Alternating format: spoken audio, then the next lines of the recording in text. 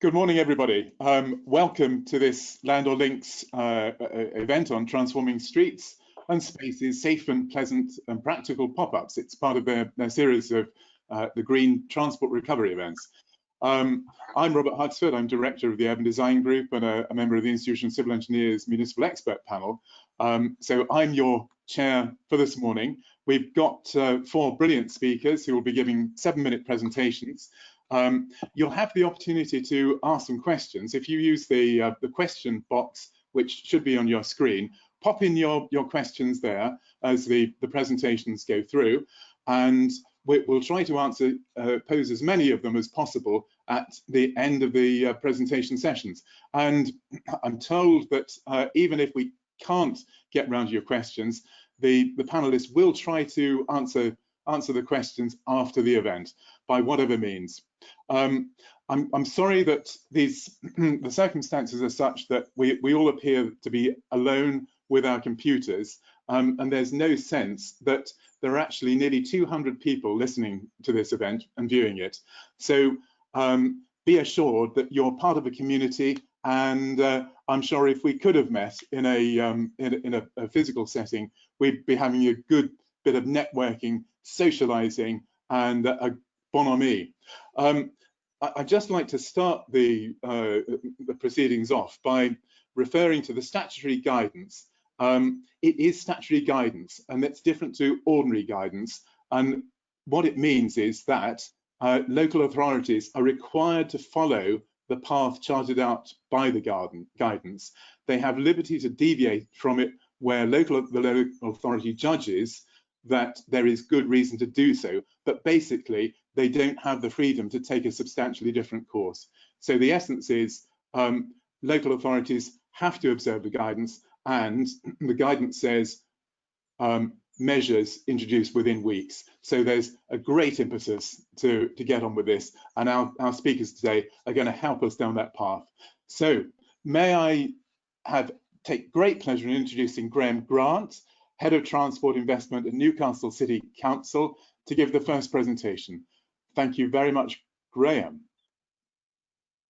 Thanks, Robert. Thank you to everybody for joining us. If we can just move on through the slides, we've only got 7 minutes, and that focus in the first instance is on the fact that you can't do anything good in this realm without political support. So I wanted to provide an overview of how we've got it. Any of the slides that we've got here and other work that we've done we'll make available to any other local authority who wants it. Then move on to how we reshaped ourselves to move into delivery quite rapidly, and then kind of finishing with the need to communicate about what we're doing all the time, but that'll hopefully segue into a presentation that Steve's going to give later on. On to the next slide then, please. In terms of the slide deck that we provided to our politicians when discussing what we wanted to do, the key thing there is to try and root it back in terms of what has already been going on in the world. It's very easy to forget about what our cities and places were like previously. So what we tried to do is to remind people of the scale of the challenge we were already facing with local transport in terms of short and longer term trends, and to recognise that it wasn't the kind of transport network that we wanted or that necessarily aligned with our objectives or city council policies. We then looked at how we could use the chance to change travel choices, and we're trying to be quite careful not to refer to this as being an opportunity, because we have to be sensitive to what is going on at the moment, and language around opportunity is perhaps not right, but there is a chance to change. And then we'll get down into some detail. Now, I won't go through the detail of what we're doing in great depth in the 7 minutes that I've got on this presentation, but potentially through the questions we could. Moving on. And again, if we can move on another slide. So again, what we were doing here is just, this is an example of how we tried to set up to ensure that our politicians understood what we were doing. And I figured that this would be a useful framework for other local authority officers if they're on there, because they might be able to adapt it themselves. So again, key thing is a lot of people are using the car already, despite the fact that we have low car ownership. And if we move on the next slide. And then you've got to consider that in terms of longer term trends and the fact that bus use has been declining, although we had actually seen a growth in Newcastle for the first time on many major routes, and the fact that our integrated transport network of the 80s, which ended with coincided with the deregulation of bus services, has meant that this is the trajectory that we've been on for a while. And if you move on to the next slide, a key thing for us in terms of trying to ensure that our politicians understood the scale of the challenge was to look at, and I know that these numbers aren't necessarily going to be right, but about 500,000 journeys used to be taken in Tyne and Wear every day before COVID-19 on public transport. Even if you look at the fact that in an optimistic setting, about the capacity would be about 30% of what we could previously carry. Even if you then get into the fact that a third of the people remaining might not be, they might be working from home, or hopefully not, but potentially the economic shock had meant that they weren't traveling for work anyway anymore, you were still looking at hundreds of thousands of more trips on our roads every day. And for context, what we tried to illustrate was the Tyne Bridge, one of our busiest bridges, carried between 60 and 70,000 vehicles every day in a normal day. And because of the impact on public transport, we'd be looking at hundreds of thousands of additional trips. And so we need to try and plan for them and make sure that they don't get back into single occupancy car use. And if you move on again, one of the final things that we tried to do was to tie this all to our ambitions around climate change, and to recognize that even with where things were before, let alone hundreds of thousands more trips in the region in cars, 20% of the city's total carbon emissions were already from cars. And so if we didn't do something that tried to address this and create a more sustainable system very quickly, we'd be in a really bad position. And then moving on again. So we looked at how we could use this chance to change. And the key thing here is to recognize what we as highways authorities have control over, as opposed to what we have to cajole, as it were. So if you move on one more. And one more again, key thing that we were looking at is we have control of our road space. And this is what we were talking to our politicians about. We don't have to necessarily, we do want to work with other local authorities and we do want to engage with them, but we actually have the control over how we allocate our road space. And that must be the thing that we focus on first. And moving on again, the key thing there as well, though, is to recognize that the changes we make short term, we want to tie into longer term objectives. So if you move on one slide, please there. And a simple slide like this tried to help tie it together with people understanding that immediate measures in 2020 should lead towards something in the years hence that actually delivers what we've been trying to do for a number of years, but found it very difficult to make significant progress quite quickly. And then the next slide levels in with a bit more detail as to how we would be doing this. And again, part of the reason for using these is that we'd make them available to any of the local authorities in case it would help you with some of the work that you're doing. Finally, we then got it down into detail with our politicians as to what this meant. So if you move on one slide and then another one again, I'm not going to take you into the detail because I don't think it's important within the 7 minutes that we've got, but basically the areas of focus we were looking at was city centre, district shopping centre, schools and residential neighbourhoods.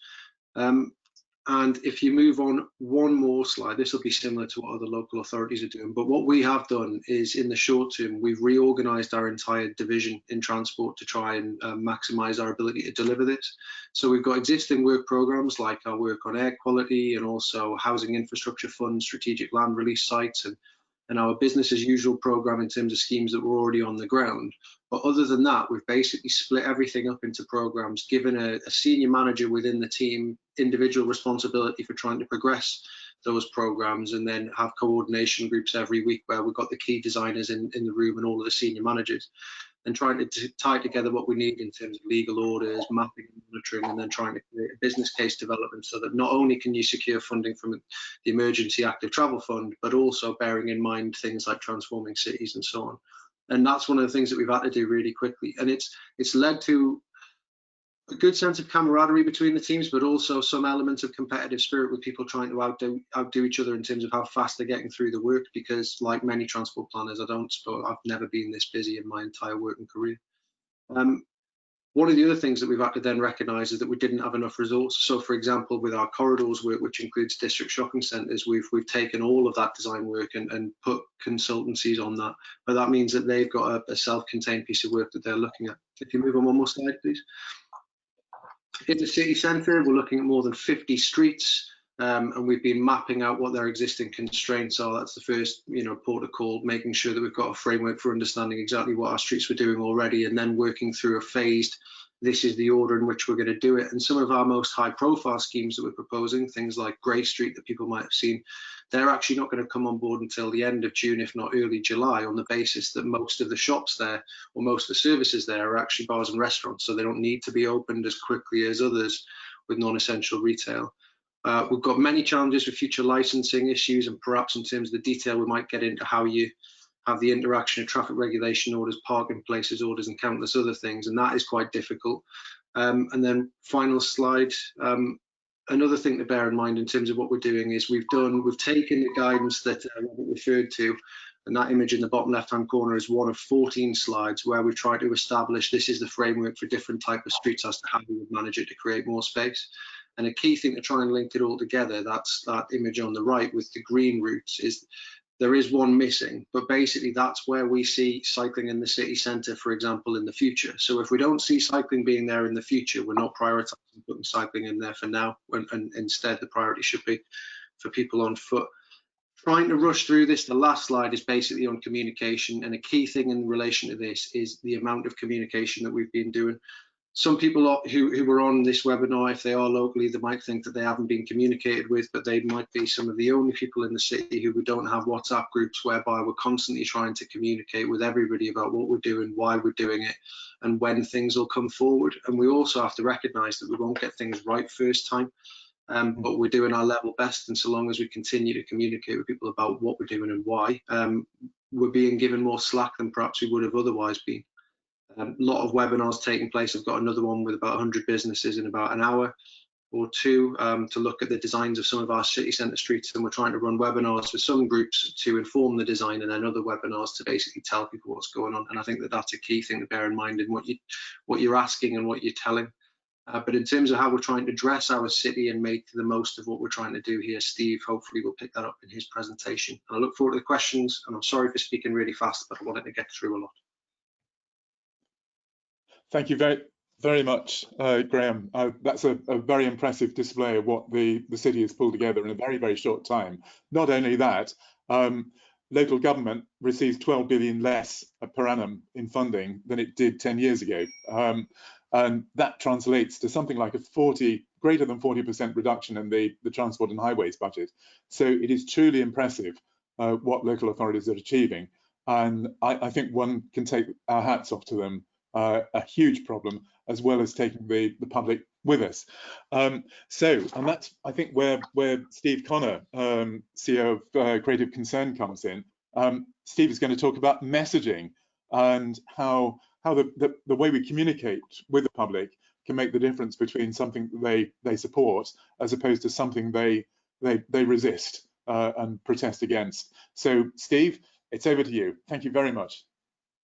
Thanks, Robert. That's great, and lovely to join you all this morning. I'm going to talk about three things under the sort of brackets of communications and messaging. And those three things are going to be the bigger picture narrative around our cities and towns, and some of those bigger messages that we shouldn't lose sight of while we're doing some very practical measures to bring people back in. The second bit I'm going to talk about is creating a welcome and a sense of optimism rather than a culture of fear. And then the final thing is a little bit about behaviour change and what that entails for a time like this, and how that should dovetail potentially with some of the communications that we do. So those are the three things I'm going to cover. If I could have the next slide, please. And I'll explain at the end, the upturned car becomes a smiley face. My first bit of thinking that I wanted to share this morning was around people making places. It's a phrase we've all used, obviously, but it is quite critical in terms of how we interact with people and how we communicate with them as we seek to bring life back into our towns and cities. Now, if I could have the next slide, please. And here's a lovely moment in Oslo with the cars remarkably free, but lots of people. Obviously, that's before any physical distancing was in place, so don't castigate those people for being too close to each other. But the point I wanted to make on people and places in the context of where we are today is that we've spent the last 25 to 30 years working really hard to build the brands of our cities and towns and deliver an urban renaissance. And I remember the very first urban regeneration programs that I was involved in were when my home city of Manchester only had a population of 500 people living in the city. And we spent a huge amount of time building the brand and the narrative and the experience of our towns and cities. And I think that's a really important bit of context for right now, as we make some of these really important design and wayfinding decisions around how we use our towns and cities post-COVID. I think the idea of cities and towns being really important to people, but being livable places, shouldn't be lost in all of this.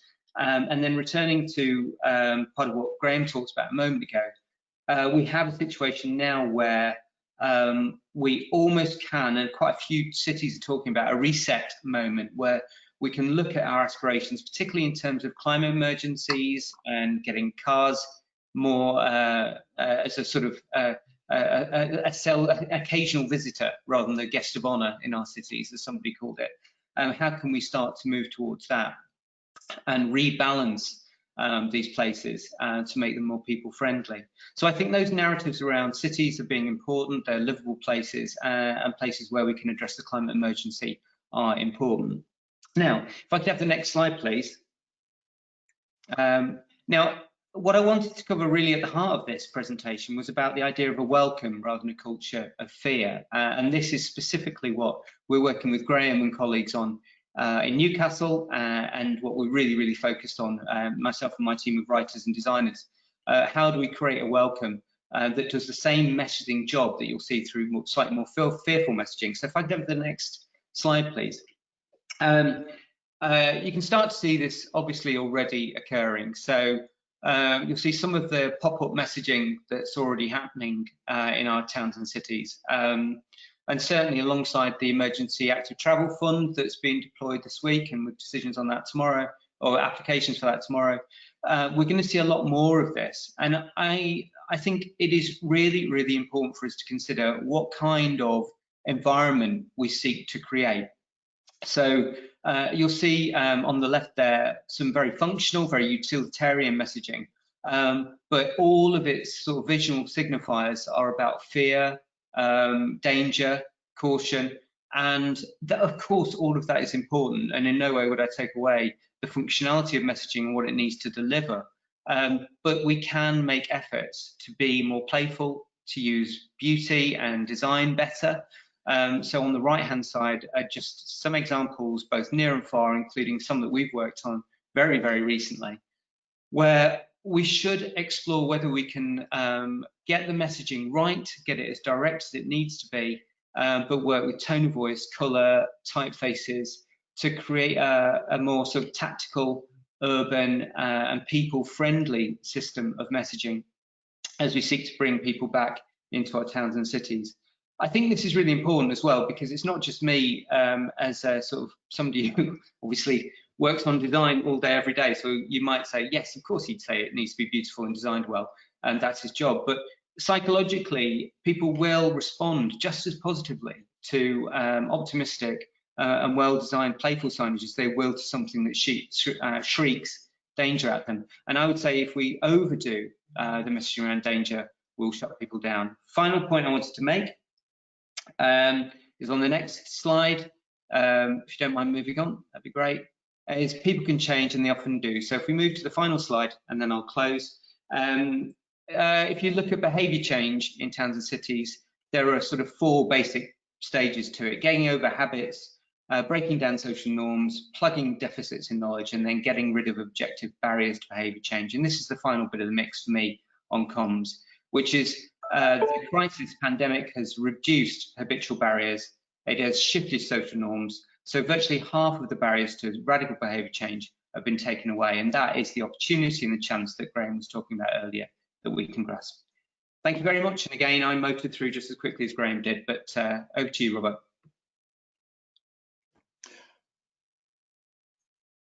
Hi, thank you very much, Steve. That was a very insightful presentation. I think there's something called a boomerang effect, so that if you tell somebody to do something, they do the absolute opposite. It has been said that if our high streets get cluttered up with red and white plastic barriers, people are just going to be itching to get rid of them as soon as possible. So if we can do right from the start, get some sort of attractive, sensitive human interventions that provide the space and the degree of comfort needed and the ability for businesses in high streets to thrive, That's going to be a very, very important objective. Anyway, thank you again, Steve. Next speaker is Deborah Saunt, Director of DHSDA. So, Deborah, it's over to you. You've got your 7 minutes. Thank you. Thank you. I'm going to build on a lot of what's been said before in terms of looking at the sort of behavioural human side of things, but also coming up with a few alternatives that maybe look towards the future once the immediate emergency works are in place and how you can involve the community. So the next slide. We're used to having to do things differently, and we've got used to things very, very quickly.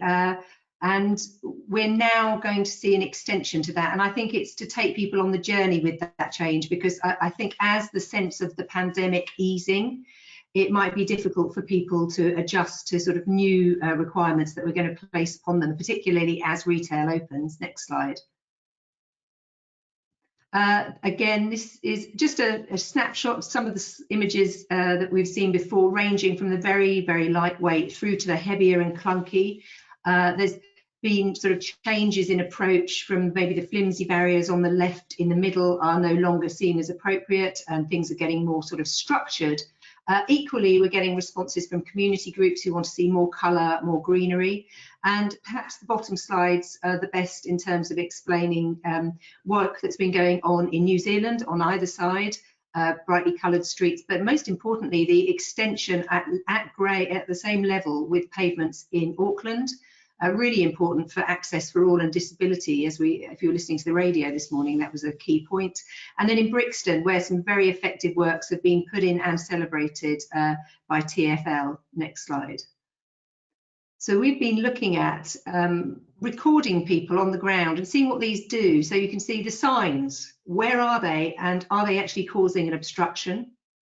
Are the barriers and the step making it actually not a usable bit of footway for social distancing? As you can see here, people are not using these steps very readily because they're awkward, and it goes against the kind of desire lines people have. And as a result, they're working into the road and narrowing the carriageway, so you'll find a lot of cyclists are really confused and are increasingly using the footway and bringing with it points of collision with people, particularly waiting outside shops. So we've been studying these kind of situations based on, next slide, some work that we've done, looking at whether we need some hierarchy here, because not all roads are the same. So do you need, where you have fast movement and less of a sense of place, a different response, obviously, to one where we've got in the city centre core down in the right-hand side, a scheme we did in Broadgate, where we've got mobile planters that you can actually sit on, but they could be used as barriers. Next slide. So that's really mimicking here the street hierarchy that TfL came up with. Next slide. And with that, we've used our research into active travel and balancing the needs of pedestrians and vehicles and cyclists with shared space. Next slide. So taking that hierarchy, we said, well, actually, not all cyclists are the same. Next.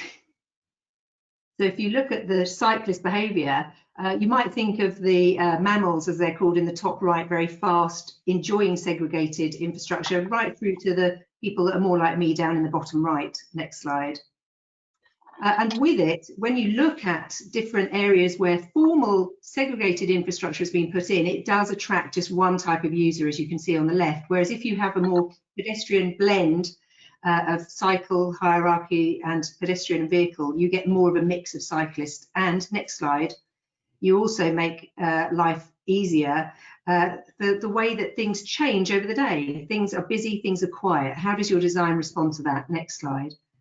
And how do you cater for the different situations you can see across this? So we've got some test cases here to show you. Next slide. So from that video, we can see those characteristics of that I mentioned. The ambition to create something safe is actually setting up barriers, and in particular, barriers are off-putting, as I think somebody might have said already. People tend to avoid them. They signal roadworks, and we're finding that pedestrians are thinking that they indicate a cycle lane on the larger schemes. So they're not walking into the road because they're scared they're going to get mowed down by cyclists using that sort of traffic works sort of funneling effect. Next slide. So here in Herne Hill, where we're near to, next slide, we've looked at those barriers. Is the slide coming? Yeah, next slide. And we noticed that people are not using the extra space all of the time. It's almost like a passing place facility. So we thought we'd test whether you could use passing places rather than large open expanses as a way to deal with social distancing. Next slide. Here, we've taken the view that by making interspersed planting, you get that space for people with a level surface to spill off the traditional footway into this zone. And then equally, we've said you should make a kind of safety zone with graphics on the ground to show vehicle drivers that cyclists need space at these pinch points. Next slide. So we've also tried this in busy centres such as here in Peckham. Next slide. Where we've analysed it, and you'll notice that here people have broken that barrier that was put there for pedestrians to spill out of the railway station, but it's breaking those desire lines. And again, people are only sidestepping into that extra space, and they're certainly not using the ramp provided. Next slide.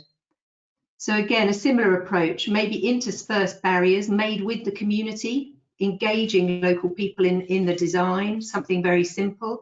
And allowing this pinch point to be more of a meeting place and a really positive part of public space. Next slide. And then finally, this is just in Hackney, an everyday small shop, a queue of people going in, an ATM and some street furniture, cycle parking. That's going to really increase in need. But again, we're finding, next slide, that these are producing an incumbence because that furniture is getting in the way. People are having to go round, but it's not really producing the right effect because they're sort of made to sort of feel very pinched. So with a little bit of foresight and not much cost, maybe let's move, next slide, that cycle parking to become part of the barrier, question mark. This is just a small interlude. Again, we could just put a bit of surface treatment where this is happening. You've got more space here for people to park because they're being encouraged to use active travel. And then you've got more space for people to flow by. So that's my final slide. Really, I would say in summary, certainly put in the emergency measures and monitor, but employ urban designers to help you understand these sort of behavioural needs over the course of a day and over the seasons as we head into more longer term provision. And then also see about how you can monitor it and get feedback. There are a lot of lifetime ways of achieving that at the moment so that the community can get engaged and these can become part, hopefully, of a long-term solution. Thanks very much. Thank you very much, Deborah. It's great to have some practical assessment of what actually works. It's easy to enter into a load of token gestures. Somebody who hasn't made a token gesture is Habib Tom. He's Director of Meristem Design, sponsoring today's event. And I suppose it's a problem that we're in at the moment. There's a lot of volunteer effort that's available. Landor are putting a huge amount of resource into spreading the word. And as a consequence of an event that they ran about 10 days ago, there's it's calling themselves the Emergency Street Collective, trying to work up detailed street design guidance for local authorities by the end of this week, trying to do it on a 7-day basis. So that can't go on forever, though. The amount of volunteer effort is not unlimited. People do need to earn their living, so it's fantastic that Habib Khan, Meristem Design, are sponsoring this event today. So thank you, Habib, and it's over to you for your presentation. Thank you. Thank you very much, Robert. Am I able to move the slides, Juliana or Mark? Just wanted to check. You have control. Okay, wonderful. Right, let me just go into it. Okay, so just give you a quick background of what Meristem does. So we do green screens, we do living walls, we do parklets, we do landscape design. So this is our background. But what I want to talk about today is focus on two main areas. One is parklets, because we've got a big requirement at the moment with social distancing to provide parklets for businesses, for coffee shops and restaurants when they open. And the other one is the use of planters. So it was quite you know, it was quite welcoming. You know, it was quite positive to hear the previous speakers, especially Deborah, talk about planters, and I could see the pictures using planters as a way to, you know, replace these emergency barriers. So we did our first parklet 4 years ago, 4.5 years ago. This is a design competition we won for Hackney Council. So this is the one that went into Calvert Street. It was really well used by both locals and shoppers. Every time we went past there, it was very busy. This is the one in Shoreditch. You know, you can see just literally removing 2 car parking spaces provided seating for 14 people, 8 bike parking spaces. This is this is pre-COVID. That coffee shop you can see in the background called Paper and Cup, after 12 months, their revenue had increased by 30%, that's 30. So it's quite a significant impact having this parklet. And it was not exclusive to the coffee shop. So you could bring your own drinks, you could bring your own coffee, you can bring your own, you know, refreshments. But, you know, if you've got a coffee shop opposite, it does have a positive impact on the businesses. So this was where we were already. Anyway, so last year alone, we did 30 on-street parklets all the way from Perth, not in Australia, but Perth in Scotland, right down to, you know, we've got Hammersmith and Fulham, we've got Waltham Forest, we've got City of London. So we did 30 parklets last year, different shapes, different sizes. So, you know, it was quite a big learning curve.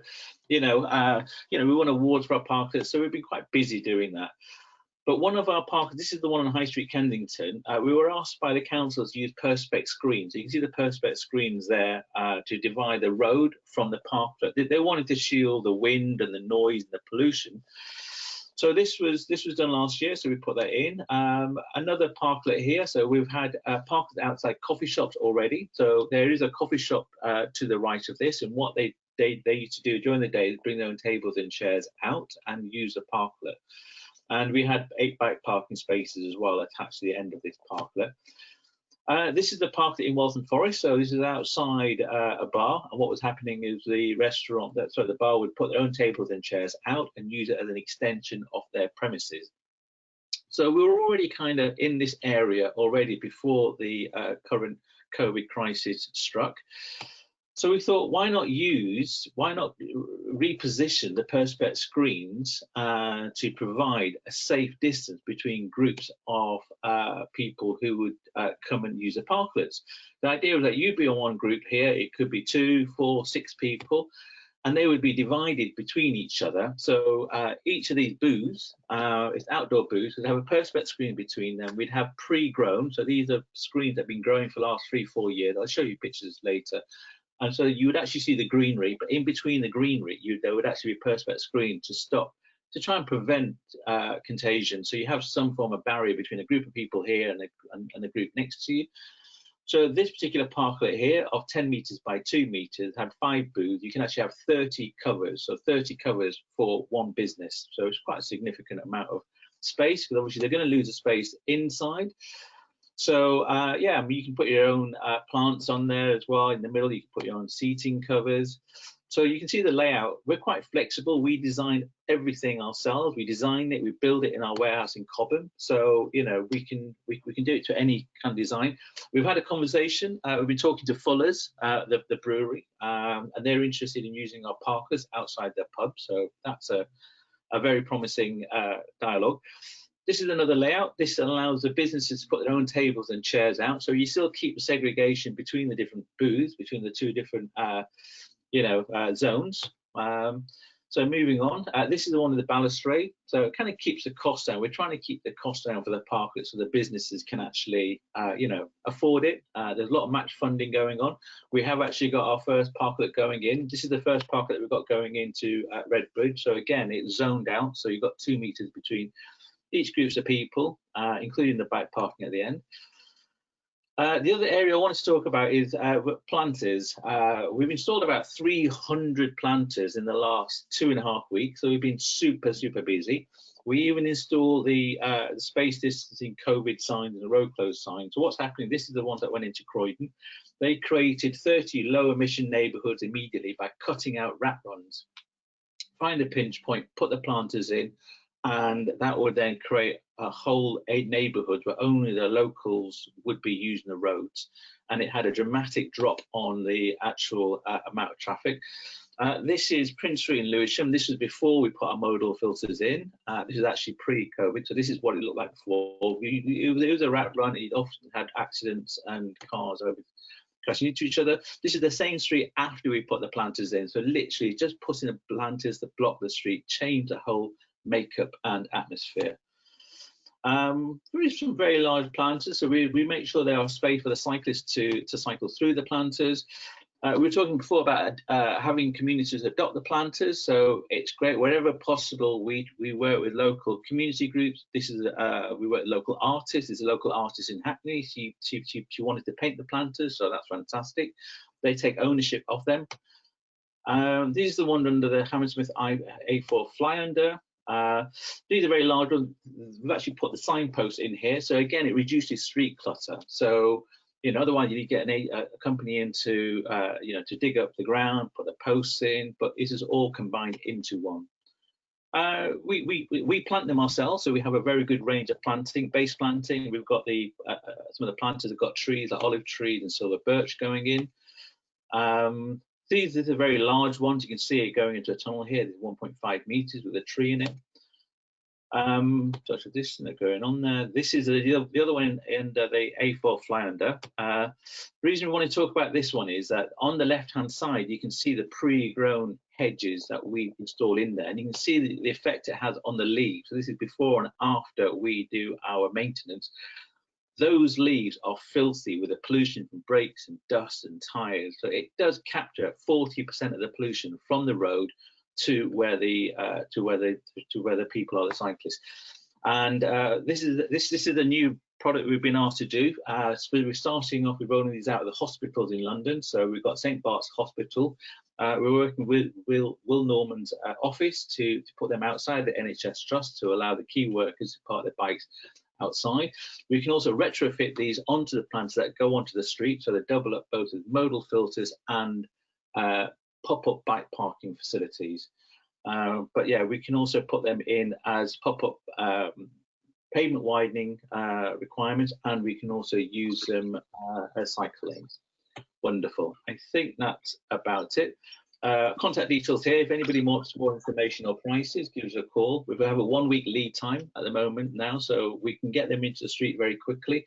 And as one of the previous mentioned before, the DFT emergency funding does actually include planters. It specifically says that you can use it for planters, and I think the deadline for that is tomorrow. So yes, give us a call. We'll give you some prices. We'll be delighted to work with you. Okay, I think, is that my 7 minutes up? Maybe. Oh, I can't hear you, Robert. Thanks very much, and thank you for the prompt. That's a fantastic presentation of attractive measures that, as well as being functional in delivering an objective with this emergency, they actually make situations better long term. Now, we move on to our discussion session, and so far there's been one question. Oh, and somebody said, fantastic design, Habib. Well, I'm going to start the discussion going by asking a question, and then that'll give our 209 people now who are listening in a chance to put your own questions in the question panel, and then what I'll try to do is filter out and be your mouthpiece, and I'll do my very best. Anyway, so can I ask Habib about parklets in terms of any licensing or permission from the Highway Authority that's required? Is there a process that has to be gone through, like a pavement cafe may sometimes require to be licensed? Yes, as it happens, we are doing a TfL, we're doing a parklet toolkit for livable neighbourhoods. We're working with Landor for Transport for London. That goes through the stages that you need to do to get a parklet in. If you're a business or a brewery or a pub, you can't suddenly decide to take the 2 car parking spaces outside your business. The local authority would need to carry out a change of use, either traffic management order of some sort, Sometimes they use it under an experimental traffic management order, like a temporary management order. Sometimes it's more permanent. But the local authorities would need to put that into place, to give a notice. It would take a few weeks for that to happen.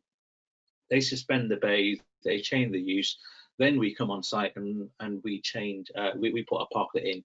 So the local authority has to be the one driving the change of use from cars to a parklet. There's a small legal process that's involved in that. And I'm sure perhaps, you know, one of the local authorities, maybe Graham could even maybe advise better on how to do a change of use. But yes, there is a process that you need to go through, which involves the local authority to get a parklet process in line. In America and in Canada, they issue licenses. So you apply to, for example, Vancouver, you apply for a license to put a parklet outside your business. You even pay a peppercorn rent, and that's an annual license. So each year it's renewed. So, for example, if they do not look after the parklets, then I suppose the license is revoked. But assuming it's successful, there's no complaints, everybody's happy with it, it's renewed annually. So that's the license, which is what we'd be looking at doing in the UK. Right. Now, the reason why it's interesting is there was a legal case in 1999, Director of Public Prosecutions versus Jones. It's the landmark precedent as to the rights to use the highway. The Lord Chancellor ruled that the public highway is a public place which the public can use for any purpose that doesn't amount to a private or public nuisance, provided the primary right of the public to pass and repass isn't compromised. I think this has been used to argue for the case that provided you're not unreasonably obstructing the highway, you can put things on it. There was a subsequent case involving a burger van parked in a lay-by, where it was ruled that it wasn't an unreasonable obstruction of the highway. It didn't require licensing, it didn't require anything. So can I just put, Robert, if you could kindly look in the questions box, there's a lot of questions there for you. We've got a lot of questions now. In the questions box. Okay, you just need to look in the questions box. Back to you, thank you. We're going to move forward, and we now have lots of questions. So top on the list, how can we influence the gatekeepers, such as road engineers, to make the changes we need in streetscape, such as creative sud systems, green boundaries between roads and pedestrians and cyclists? And this question comes from Mr. Stephen Hayward. Would anyone like to answer that question? One of our panelists.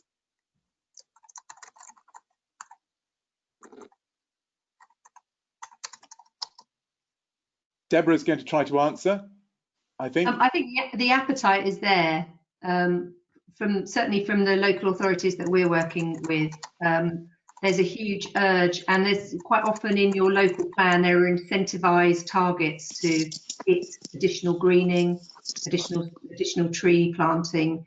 So I think my experience is officers feel enabled, particularly if it's backed by a kind of policy initiative, and it's usually there given climate change. So it's not as hard. I think it's a matter of if you don't ask, you don't get. And also, if you don't draw it, nothing will happen. So actually getting visualizations done to inspire people early really seems to help bring people on board. I don't know if that's a practical answer that you need. If I may, I'll add to that.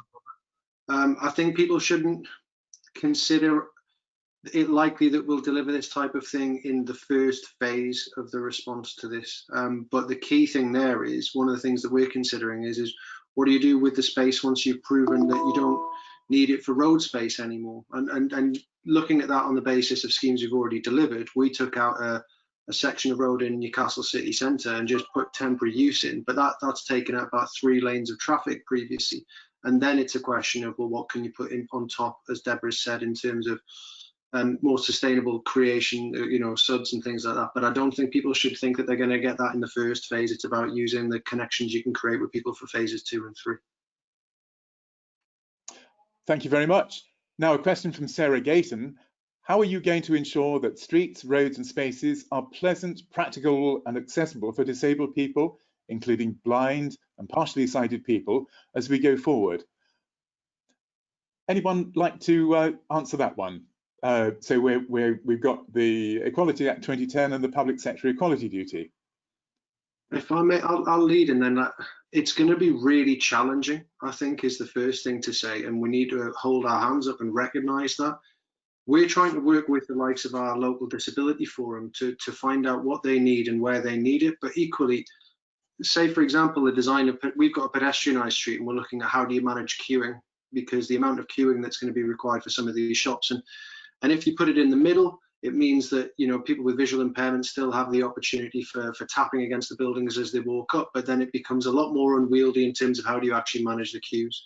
And so I think that the first thing is to recognise that it's going to be really challenging, and we'll do everything that we can to adhere to what we're trying to do, but the demand on space at the moment is going to be massive, and all we can really do is to continue to communicate with people from disability forums and try to make sure that we're reacting to any issues that are created quite quickly, because what would be unforgivable is if you created an issue and then didn't react to people bringing that out and making the point to you.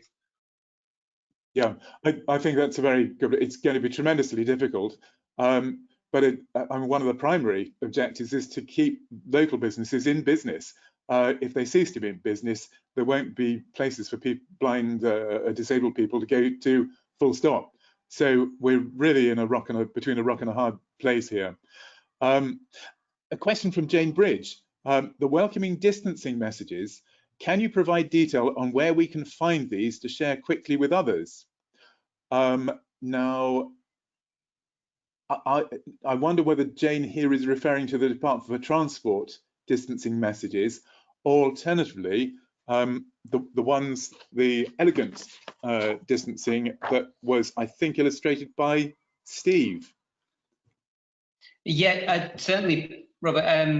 When we finish them, we'll be sharing them. We're literally, this is work in progress with Graham, but what we will do, I think perhaps when some of this information is shared later with attendees, so my team's been busy looking at very rough and ready best practice across the world in terms of finding other visual tools. You'll see in my presentation very briefly, somebody has used the image of the Beatles walking across Abbey Road as a sort of distancing graphic and stuff like that, which easily communicates, I would say, more quickly in some ways than something that looks like officialdom.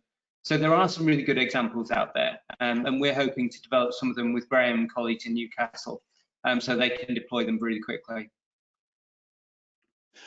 Great. Sorry about the interjection. Somebody's just opened the door.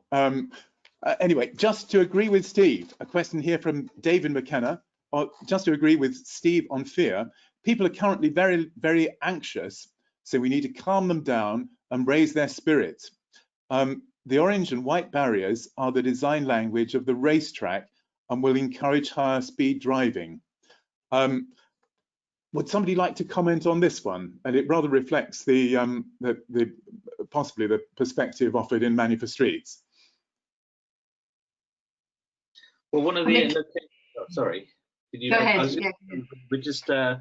We're being asked to go in and replace some of the red and white barriers as we speak now with planters.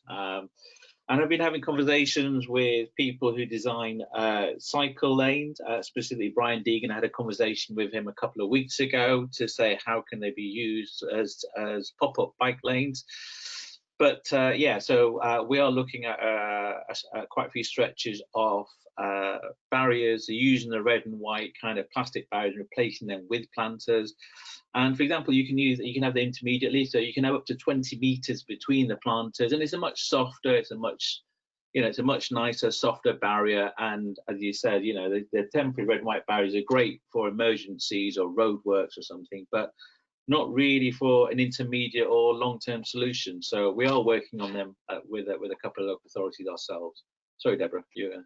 I think the question of the psychology of speeding is something that's really, really worrying. It certainly is evident in London that vehicles are taking advantage of sometimes empty patches and the lack of pedestrian activity to put their foot down. I think the proof that we found from our research into creating successful shared environments for cyclist vehicles and pedestrians was by using that language of shared space, which has with it obviously legislative repercussions, but by creating visual confusion and a sense of doubt in everybody's minds, even painted speed humps have an effect. By using that plane effectively, rather like the beautiful things that Steve was showing, you know, these colourful treatments, it makes everybody reassess what's going on. Pedestrians take care, cyclists take care, and vehicular traffic slows down. It's proven. So I think always start with the ground is our philosophy, and then work from there afterwards. Rob, I'll just very briefly come in. One last thing from me is because I love the work that Habib and Deborah was showing, and that's exactly the way we should be going. And if we slowed everything down, you wouldn't need some of those really industrial barriers. If we slow the traffic down, we slow the people down, even slow the cyclists down, those mammals have to learn to behave, then people can actually respond to some of these softer measures, and you can create much more human environments. So slowing everything down has to be key. That's great. And I hope everybody in the audience in Building Highways has read the evidence base for manual for streets, which was Transport Research Laboratory Report 661. And this contains studies on the factors that influence speed. Another source might be Mental Speed Bumps by David Enrich, very much emphasizing that creating a human environment encourages gentle speeds. Thank you very much for that answer. A very, very critical point I think we've got there. A question from Lembit Opik. What % rise in cycling and walking is success, and how are elderly, busy, disabled and long distance travellers, oh dear, I'm having trouble reading, can access these spaces as they seem designed for the mobile and hurried and exclude the rest? Presumably Vision Zero is now abandoned as an increase in cycling demonstrably increases KSI. So we've got 3 questions there. Firstly, what % rise in cycling and walking is success?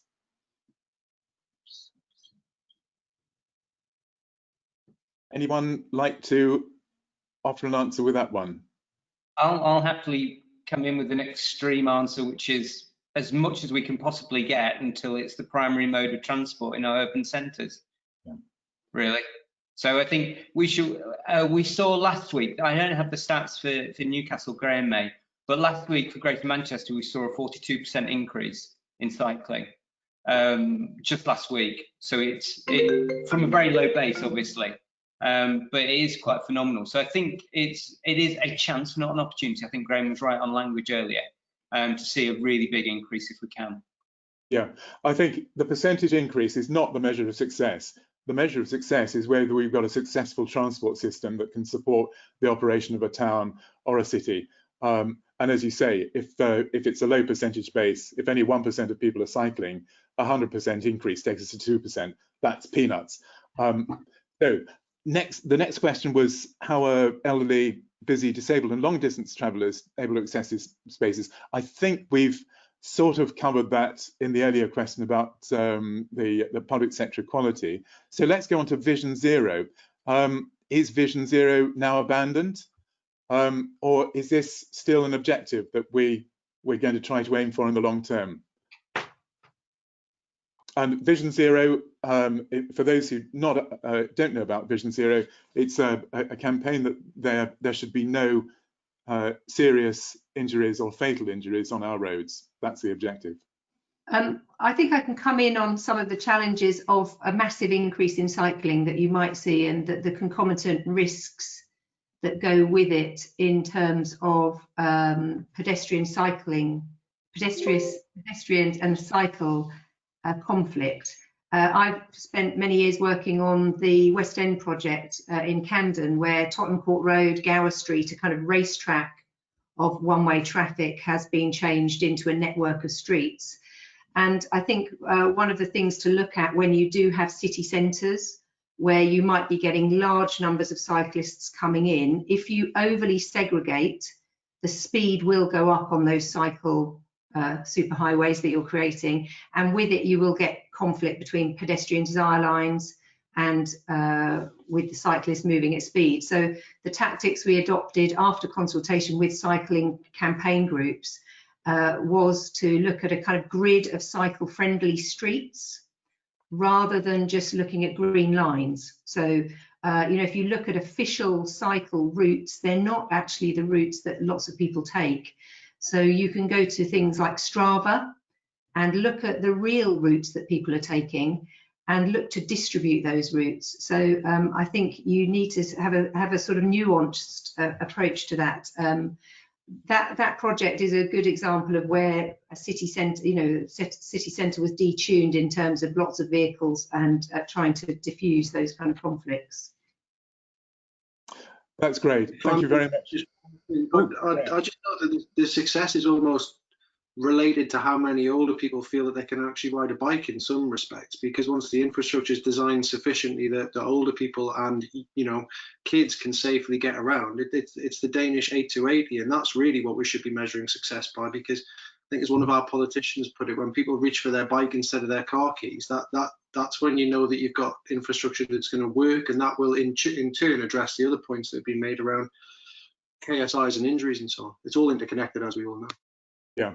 I think there's a growing mood that as a design objective, we should have streets for 6-year-olds, neighbourhoods for 9-year-olds, and towns for 12-year-olds, reflecting the different stages of ability that children have to judge traffic, and of course the demands that are made on them to travel independently to primary or secondary school. So rather than 32-ton 4-axle bin lorries being the design criterion for highways, it becomes children.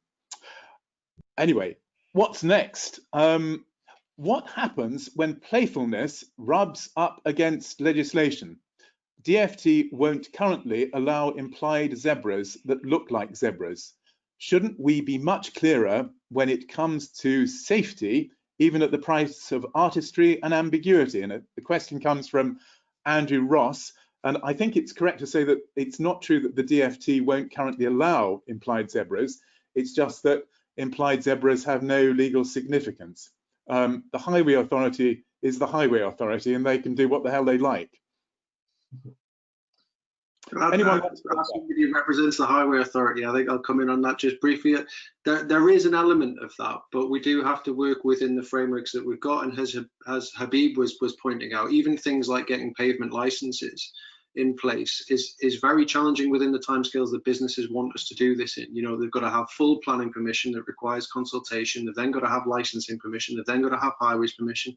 Section 115 of the Highways Act means that you can't actually introduce a pavement license in an area where there's still going to be traffic in certain situations. So even these temporary spaces, there's an argument as to whether or not you can use them.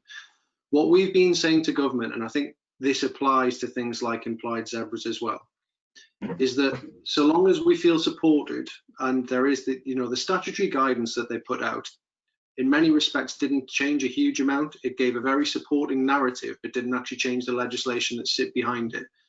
And what we've been saying is so long as there is transparency in our decision making, and that we incorporate and enable there to be consultation, that if we're upfront as to what we're doing, then we should be able to do it quicker than current legislation allows. So long as democratic processes are key, and the right for the public to be consulted is absolutely fundamental. So long as we're enabling that to take place, then we should be able to act and then refine based on that consultation moving forward. And I think that the same point would be true, Andrew, of what you've been saying, although I recognise a lot of people are concerned about safety implications, and the more we can share expertise from other areas and evidence, the better. Would somebody else like to pick up the safety point? I suppose I've been working prior to COVID on a number of crowded places where obviously legislation for crowded places has a kind of tendency, if you read it by the book, to head towards pass-rated barriers, extremely expensive kit, once you've done your assessment of a particular area and its risk to, you know, sort of vehicles as weapons, etc. But actually within the spirit of the recommendations, there is this idea that you can use deterrence, for example, to mitigate risk. So I think every kind of regulation that we've ever dealt with as designers, there's this element of interpretation. And as Graham was saying, as long as you've been through a a very transparent set of assessments and you've got the data to back up that decision making, you're really trying to balance all of those needs. So I think don't let regulations be seen as the absolute criteria. Go for the spirit of the place and then see if you can get the regulations to work for you. That's a great answer. And I mean, we've got the traffic calming regulations that sanction a whole load of measures, the sorts of things we want to implement anyway. I think it's a message from the discussion that we need to contact the Department for Transport and the Ministry of Housing, Communities and Local Government over the licensing requirements. A lot of this stuff dates from the Victorian period, when the problems were substantially different. And there's obviously a great need for urgency. And the bizarre thing is that a shop can dump a load of trade waste out on the footway. It doesn't require that to be licensed at all. It's an absurd situation. Thank you, really interesting. And we're going really well. What supplying capacity constraints will hit local authorities next month as they all simultaneously try to source materials and expertise? And this question comes from Mr. Tom Bailey.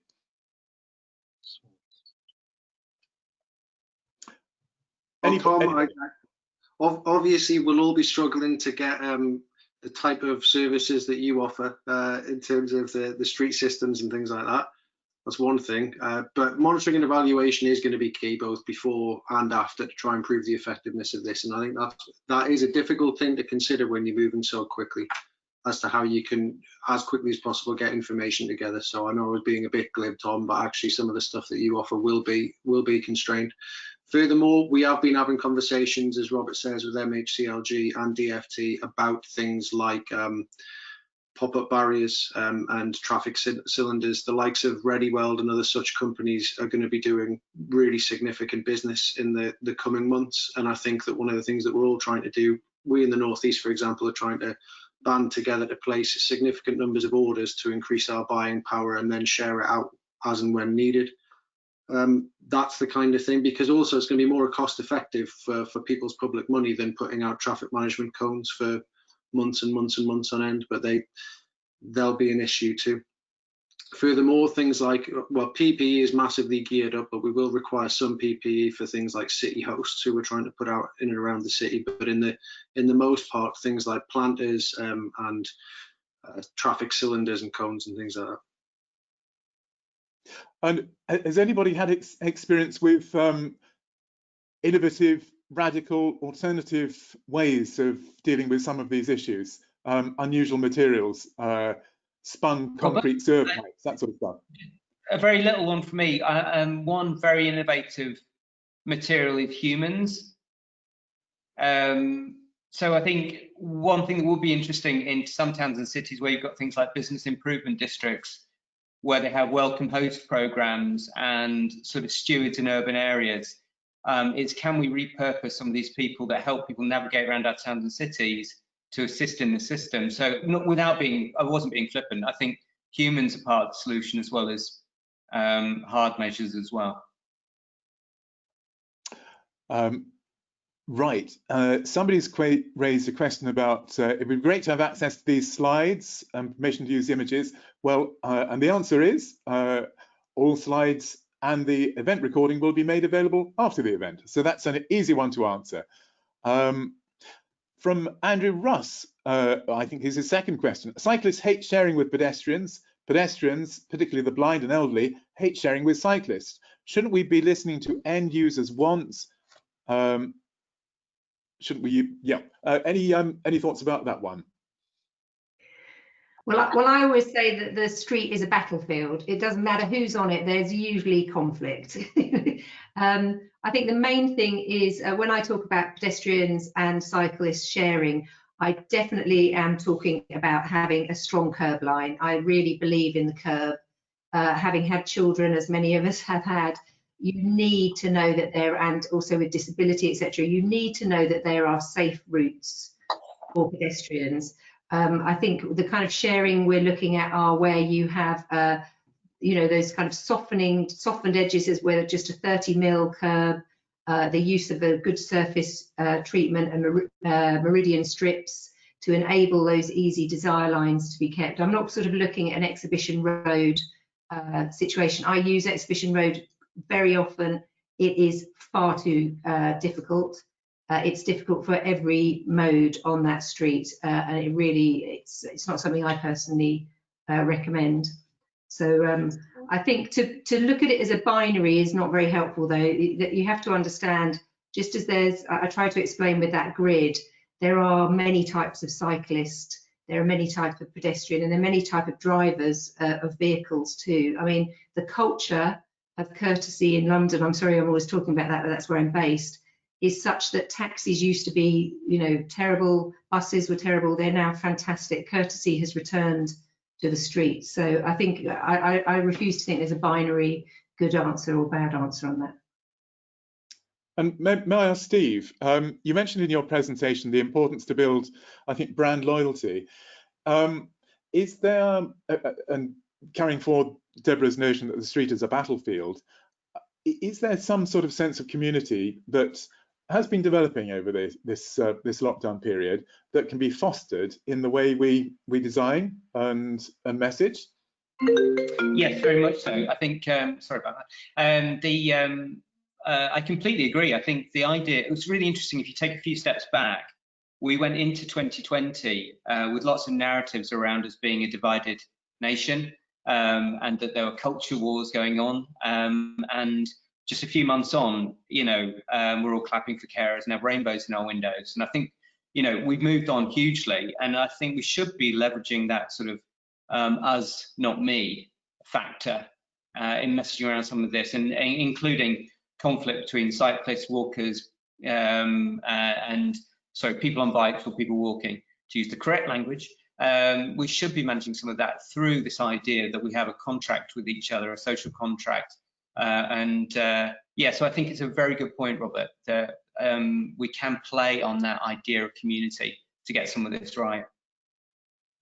And in relation to the some of the messaging, the Department for Transport separation distances, I mean, should we beware using that sort of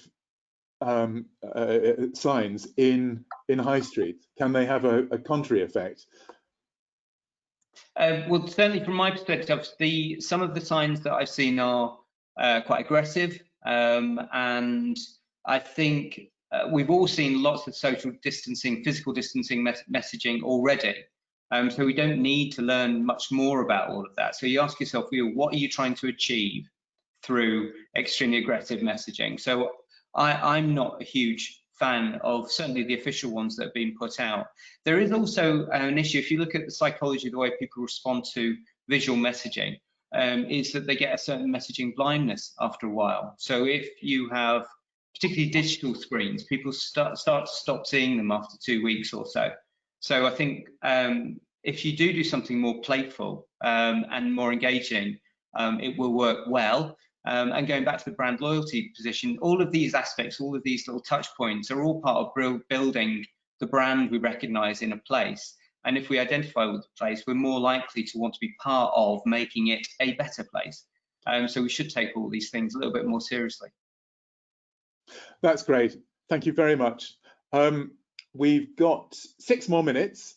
And before I pose the next question to Habib, what I'd like to ask everybody is, if you can think of things that we need to ask the Department for Transport or the Ministry of Housing as a local government to change, could you put those in the question boxes? Any suggestions? Because it's important that we use these events as an opportunity to get government to lead in a sensible and helpful way. So Habib, this question comes from Nicola Grant. Some members, oh dear, I need better reading glasses. Some members at our local authority have declined on idea of planters as barriers, stating for safety reasons they don't work and it has to be roadwork barriers. Could you give feedback on this idea, as our understanding is planters would be legitimately safe but people-friendly alternatives, but not sure if there's certain legislation preventing them? I don't know the highway code inside out, but our planters have been on the street. Said before the COVID outbreak, our planters had been on the street about 4 years ago when we first put them out for traffic calming.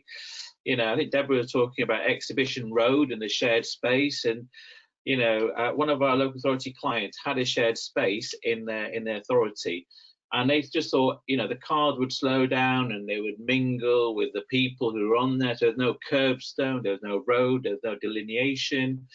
But of course that didn't happen. So what was happening was cars were still driving down at 30 miles an hour, and where there was a curb before, there wasn't a curb, and there was a pub there. And it was getting quite dangerous because the cars were kind of coming quite close to the pedestrians. So we put planters in, so at least the pedestrians knew where it was safe for them to stand. So that has been in over 4 years. We've not had any issues. We've been putting more and more and more planters. Every year there's been different traffic calming schemes using planters that have gone onto the highways. Not had any issue with them. I'm sure somebody would have brought some legislation had there been. There hasn't been any incidents with cars and the planters. There's been no injuries.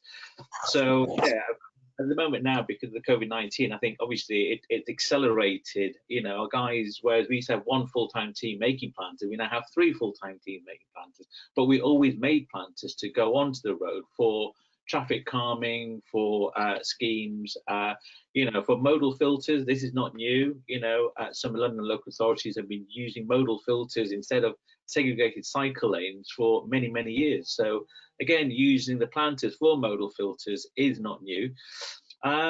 So yeah, I mean, I think they just need to look at the. I can certainly send Nicola lots of anecdotal evidence dating back quite a few years where planters have been used before the outbreak very safely. So I mean, the fact that TfL have actually said in the emergency, what do you call it, the emergency measures funding that came out last week, they actually specifically mentioned barriers and planters. So the two things, they said they would not fund complicated materials or expensive materials, but they would fund barriers, and they mentioned the word planters. So this is from the DFT to TfL for London. So I think, you know, Nicola just needs to point that out. If she can email info@merystemdesign.co.uk, I can send her lots of anecdotal evidence and obviously the letter regarding the funding that mentioned the use of planters during the COVID-19 to help aid social distancing. Definitely. You know, and you mentioned before, obviously there are other ways of doing these barriers. A lot of them does involve some kind of plastic or composite plastic. So if you're a local authority and you suddenly order 2,000 of these plastic barriers, somebody somewhere is going to manufacture 2,000 plastic objects. And at some stage, those plastic objects will end up in the landfill. We use sustainable wood, FSC accredited, and if in the future they are no longer needed, we have a waiting list as long as my arm for schools and community groups who would take these wooden planters and the plants and the trees, and we can reallocate them. What are you going to do with these plastic barriers, you know, after they're no longer needed? So this is the, you know, obviously we're going to be slightly biased more towards using natural materials than plastic. I think it's a great answer, and there is an even greater answer, which is the traffic calming regulations 1999, and I'm just going to read out the bits while I'm going to ask the speakers in turn to give their last comments, reflecting on what's happened in the discussion and any final thoughts. While you're doing that, members of the audience, please put your suggestions that we should take forward to the Department for Transport or the Ministry of Housing, Communities and Local Government or anybody else in government. Please put those suggestions in the question box and we'll crack on with that after this session ends. So right, the traffic calming regulations, it's section 7, this traffic calming regulations 1999, section 7, features which may be included in traffic calming works: lighting, paving, grass or other covering, pillars, bollards, planters, walls, rails or fences, objects or structures spanning the highway. So that might even include bunting. So the regulations help, and anybody who practices in highways and is a member of a professional institution has to know these regulations, or they're in technical breach of the professional code of conduct. Very important point, this. All right, so I'm going to start with Steve. Last comments, please. Last comments from me. I'm struck by the fact that we've talked a lot about beautiful design, which I think is lovely. Also, I'm struck by Deborah's comment that we should, sorry if I get this wrong, Deborah, but figure out what we want to do and make the regulations work for us. I always remember the comment that a perfect world is an enemy of a good one. So I think we should try and achieve that. And final thing, Robert, I'm going to pull you up. Cycling currently isn't at 1%, it's at 8%, so it's definitely not peanuts. Good, thank you. Deborah. Oh, well, thanks for the name check, Steve. I definitely think you've got to start with a sense of place, and to do that, that involves getting, even in this hurried situation, get people down on the site, and before you put in a single barrier, just check what people are doing. It causes untold waste of money to put barriers where people don't need barriers. So really use research, spend, do something, with haste, and you can spend at leisure, taking a little bit of time now to get those barriers in the right place, or preferably planters. My big find this week is I want to use builder's bags. Go to the local builder's merchant, fill it with soil, put your plants in, there's your solution. Very cheap, reusable, and that's the way I'm heading. That's a great idea. Costs nothing, plenty of availability. Well, it costs a little. Nothing costs nothing. Graham, your last thoughts. My last thoughts are that my internet connection is not particularly great. I've been booted out of this session about 4 times, and I had to come back in, and I'm now running it through my phone. I think my last thoughts on this is that, again, it is that there is a chance for us to change in terms of what we're doing as a profession, and never has our work been more important. And it's been really challenging the past few weeks, basically, and months for everybody, for so many reasons. But I think that that's going to continue for months and months on end, and we've just got to all, as much as we can, work together to see the best outcomes. If we're doing stuff that works, if the stuff that we're doing with Steve around dressing the city works, we want to share it so other people can try and use it. Equally, if we're doing stuff that doesn't work, let people know it's not working so they don't make the same mistakes we do.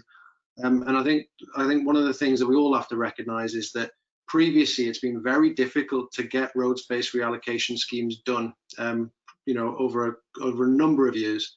And now we're in a situation whereby everybody's going to be doing a lot of them, and quite quickly.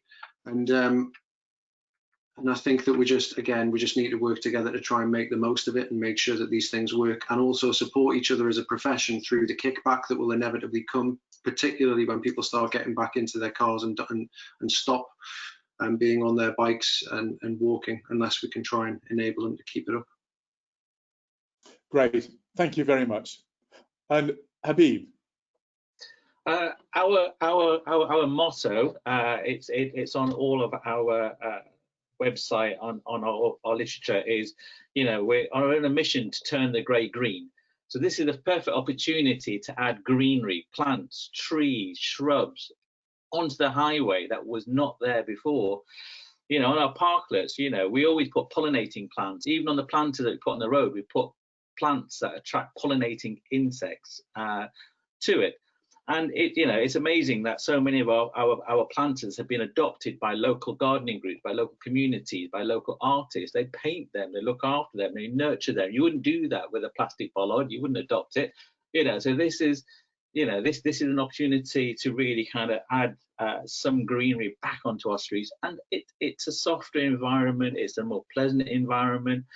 The one that we put on the A4, you saw the leaves that the plants capture, 40 DEFRA and GLA did a survey, and reduced pollution by 40%. So not only are you creating a barrier, but you are blocking all these PM 2.5s and 5s and all this pollution from the cyclists and the people with pushchairs and buggies on the other side. So yeah, let's not just let's make an opportunity to turn our urban centres from grey to green. So yeah, That's my final thought. Well, thank you very much. I think we've had some wonderful presentations and great insight willingly shared this morning. I'd like to thank on our behalves all of the speakers, and also, well, Habib and Meristem Design for sponsoring the session. I'd like to thank Graham as well in particular. It's such a responsibility being in a local authority at these present times. You'll have had some of your staff pinched to help with other COVID-19 emergencies. You've had your funding slashed. So I think let's all of us and the 180 people who are still with us at the moment, let's all wish our local authorities the very best of luck in these difficult times, and understanding the huge political and public communications problems that we've got. Thank you to Steve and Deborah who've advised on the messaging and the practical things that can be done. So thank you very much. It's with sadness that we couldn't now all go off and have a cup of coffee, but I'm going to have a cup of coffee on my own. And I wish you the very best, and I hope we'll meet face to face sometime in the future. Thank you. Thank you very much, Robert. Bye. Bye-bye. Bye-bye. Thanks.